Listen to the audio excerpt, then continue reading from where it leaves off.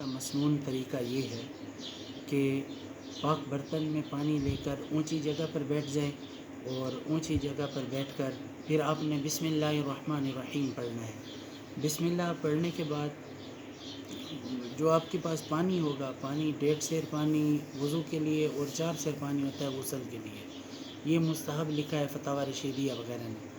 تو 1.5 سیر پانی ہو، کوشش کریں کہ کم سے کم پانی استعمال ہو۔ پھر اس کے بعد آپ نے بسم اللہ الرحمن الرحیم پڑھ کر آپ نے دونوں ہاتھوں کو اچھے طریقے سے دھونا ہے۔ پھر اسی طرح دونوں ہاتھوں کو پہلے ملنا ہے، پھر اس کے بعد دھونا ہے۔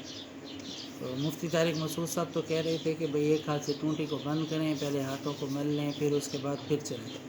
بہرحال ہلکا سا پانی چلیں، پہلے ہاتھوں کو دھو لیں، پھر اس کے بعد دائیں ہاتھ سے پانی لے کر کلی کریں۔ پہلی کلی کرنے کے بعد پھر آپ انگلی سے دائیں اور بائیں یہ آپ مل لیں، یا یہ ہے کہ پھر دوسرا طریقہ آپ نے مسواک آپ نے کرنا ہے۔ تو مسواک کا طریقہ یہ ہے، مسواک ایک تو آپ کی ایک بالش لمبی ہونی چاہیے، یہ مستحب درجہ ہے۔ اس کے بعد گھستے گھستے چاہے چھوٹی بھی ہو جائے تو کوئی مسئلہ نہیں ہے۔ آپ نے مسواک کو پکڑ کے 3 انگلیاں آپ کی اوپر ہوں گی اور 1 انگلی آپ کی نیچے ہوگی۔ میرے پاس مسواک ہوگا امید ہے، تو بہرحال مسواک نہیں ہے بلکہ یہ چھوٹا مسواک ہے۔ یہ 3 انگلیاں اوپر، یہ گھستے گھستے چھوٹا ہوا ہے، ورنہ مستحب یہ ہے کہ 1 بالش لمبا ہو۔ یہ 3 انگلیاں اوپر ہوں اور 2 انگلیاں جو ہیں یہ نیچے، اس طرح آپ نے پکڑنا ہے۔ یہ دائیں سے بائیں، پھر نیچے والا دائیں سے بائیں، ایک دفعہ آپ نے دھونا ہے۔ دھونے کے بعد پھر آپ نے دوسری کلی کرنی ہے۔ دوسری کلی کرنے کے بعد پھر آپ نے پانی کو نکالنا ہے۔ مسواک کو کنگھال کے اگر آپ پھر کرتے ہیں تو بہتر ہے، ورنہ مسواک کی آپ کی سنت کافی ہو گئی ہے، آپ نے اس میں ٹائم کو ضائع نہیں کرنا۔ پھر دوسری کلی کرنے کے بعد پھر انگلی سے مل لیں یا ویسے ہی کلی کر لیں، اور غرغرہ کرنا بہتر ہے، لیکن وضو کی صورت میں جب کہ آپ کا روزہ ہو تو پھر غرغرہ کرنا مناسب نہیں ہے، کیونکہ اس سے روزہ ٹوٹ جائے گا۔ کلی کرنے کے بعد پھر آپ نے دائیں ہاتھ سے ناک میں پانی ڈالنا ہے، اور بائیں ہاتھ کی چھوٹی انگلی کے ساتھ آپ نے ناک کے اندر کی صفائی کرنی ہے۔ پھر دوسری مرتبہ پانی لے کر پھر آپ نے ڈالنا ہے، پھر صفائی کرنی ہے، اور اوپر سے ناک کو نرم ہڈی تک مسلنا ہے۔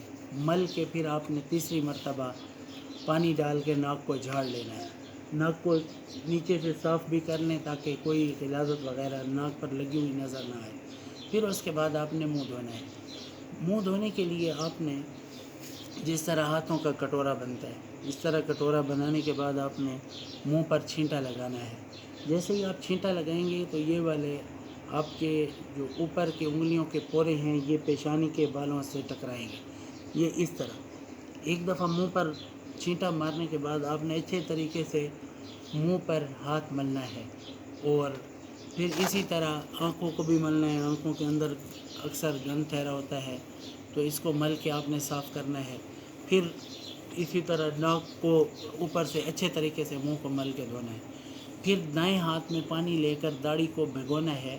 وہ بال جو چہرے کے ساتھ لگے ہوئے ہیں ان کو تر کرنا ضروری ہے، ان کو آپ نے تر کرنا ہے۔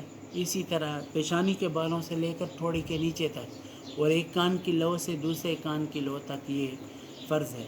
یہ جو آپ کی قلم ہوتی ہے، قلم کے پیچھے کان تک اور یہ جبڑے تک، ان تمام بالوں کا دھونا یہ فرض ہے۔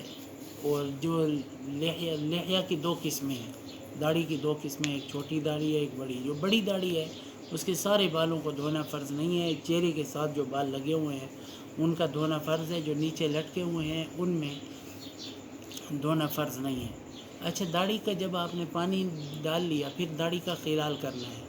پھر آپ نے اس طرح نیچے سے آگے کی طرف آپ نے اس طرح ہاتھ کو لے کر آنا ہے، یہ داڑھی کا خلال ہے۔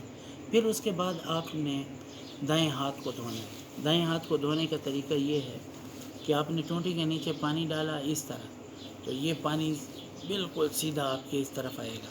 پھر اس طرح دوسری دفعہ پانی ہم نے تو یہ سیکھا کہ ایک دفعہ آپ نے جب پانی ڈالا تو یہ پانی یہ یہاں اس طرح آئے گا، دوسری دفعہ سیدھا کریں تاکہ یہ پانی ادھر آ جائے اور اچھے طریقے سے مل لیں، پھر تیسری دفعہ آپ پانی ڈال کے کونیوں سمیت آپ کا ہاتھ دھلنا چاہیے، پھر اسی طرح بائیں ہاتھ کو 3 مرتبہ دھونا۔ ہمارے یہاں عمومی طور پر جو مسجد میں بیٹھے ہوتے ہیں ساتھی تو وہ اس طرح ٹونٹی کے نیچے ہاتھ کرتے ہیں اور یہ دھو لیتے ہیں، تو یہ مناسب نہیں ہے۔ اسی طرح پھر بایاں ہاتھ، پھر آپ نے سر کا مسح کرنا ہے، تھوڑا سا پانی ہاتھوں پر لے کر اس کو چھڑک دینا ہے اور پھر ہاتھوں کو اس طرح یہ 3 انگلیاں یہ ہو جائیں، پورے سر کا مسح کرنا یہ مسنون اور مستحب ہے، اور چوتھائی سر کا مسح کرنا فرض ہے۔ ہمیں شیخ الحدیث استاد علاؤالدین صاحب نور اللہ مرقدہ نے یہ طریقہ بتایا تھا۔ انہوں نے فرمایا تھا کہ ہمیں حسین احمد مدنی رحمۃ اللہ علیہ نے سکھایا تھا، تو یہ طریقہ ہے، آپ نے یوں اپنے انگلیوں کو رکھنا ہے اور ایسے بالوں کو لے کر جانا ہے، یہ طریقہ آپ نے، یہ جو 3 انگلیاں ہیں یہ یہاں سے آپ نے چلانا ہے اس طرح، تو یہ لے کر جائیں گے، پھر واپسی پر یہ جو آپ کی یہ جگہ ہے یہاں سے ایسے لے کر جائیں گے، پھر واپسی پر ایسے، یہ کرنے کے بعد پھر یہ جگہ یہ کانوں کے اندر آپ نے ڈال کر کانوں کا خلال کرنا ہے، پھر کانوں کے پیچھے یہ انگوٹھے اس طرح، پھر یہ جگہ جس کو عنق کہا جاتا ہے، یہ گردن کی ہڈیاں، اس کو ایسے کرنا ہے، گردن کا مسح کرنا، آگے سے یہ گلے کا مسح کرنا بدعت علماء نے لکھا ہے، اور پیچھے جو گردن ہے اس کو بھی علماء نے منع فرمایا، تو یہ جگہ اور یہ جگہ نہیں ہوگی، صرف یہاں پر آپ نے ایسے کرنا ہے۔ بعض لوگ انگلیوں کا خلال اس وقت کرتے ہیں، اور بعض فقہاء نے لکھا ہے کہ نہیں، انگلیوں کا خلال پہلے جب آپ ہاتھ دھوتے ہیں تو انگلیوں کا خلال اس وقت کر لیں، تو یہ آپ کا کانوں کا مسح ہو گیا۔ اس کے بعد آپ نے پاؤں دھونے، پاؤں جب آپ ٹونٹی چلائیں گے تو بائیں ہاتھ کی چھوٹی انگلی دائیں پاؤں کے، یہ دیکھ لیں، یہ دائیں پاؤں کی جو چھوٹی انگلی ہے اس کے نیچے سے اس طرح، پھر دوسری انگلی، پھر تیسری انگلی، پھر اس طرح، یہ پھر اچھے طریقے سے آپ نے دھو لینا ہے ٹخنوں سمیت، پھر اسی طرح بائیں ہاتھ کی چھوٹی انگلی، پھر دوسری انگلی، پھر تیسری، پھر چوتھی، پھر اس کے بعد اچھے طریقے سے آپ نے پاؤں کو ٹخنوں سمیت دھو لینا ہے۔ اس کے بعد آسمان کی طرف منہ کر کے دوسرا کلمہ پڑھنا، اشہد ان لا الہ الا اللہ۔